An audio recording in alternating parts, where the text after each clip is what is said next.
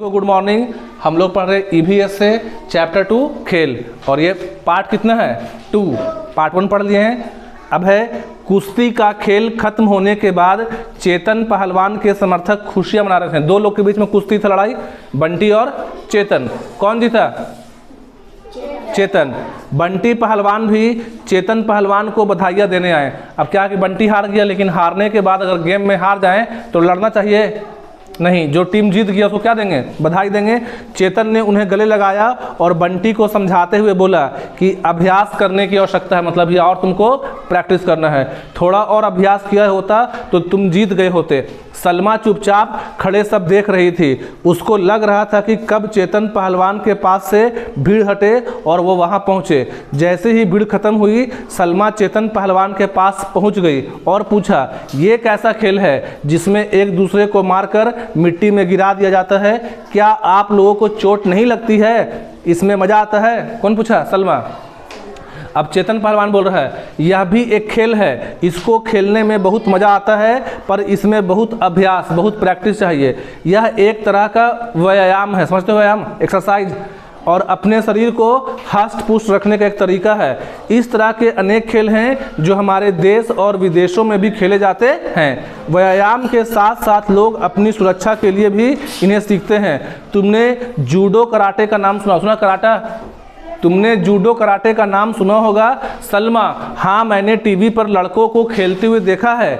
चेतन पहलवान, लड़के लड़कियां दोनों ही खेलते हैं। उस तरह के खेलों को मार्शल आर्ट कहते हैं। क्या कहते हैं? ध्यान से बोलिए, क्या बोलते हैं? Martial art. सलमा, यह मार्शल आर्ट क्या होता है? चेतन पहलवान, आओ मैं बताता हूँ।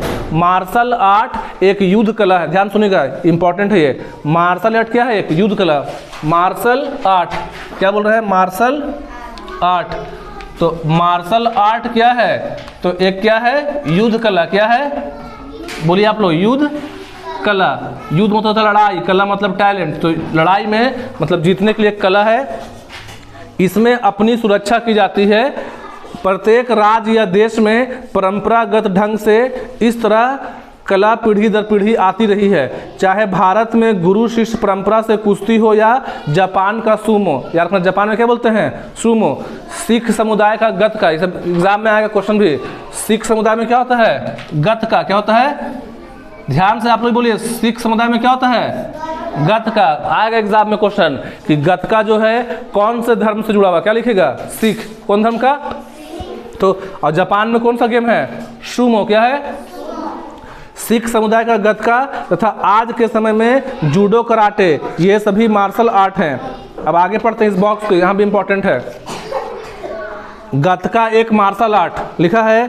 गतका क्या है? एक मार्शल आर्ट है। इससे क्वेश्चन बनता है। हम बार बार बोल रहे हैं आप लोग को, एग्जाम के लिए जब आपका एग्जाम होगा तो इसमें क्वेश्चन आएगा, पूछेगा गतका क्या है? तो क्या बोलिए? गतका एक क्या है? Martial art. गतका क्या है?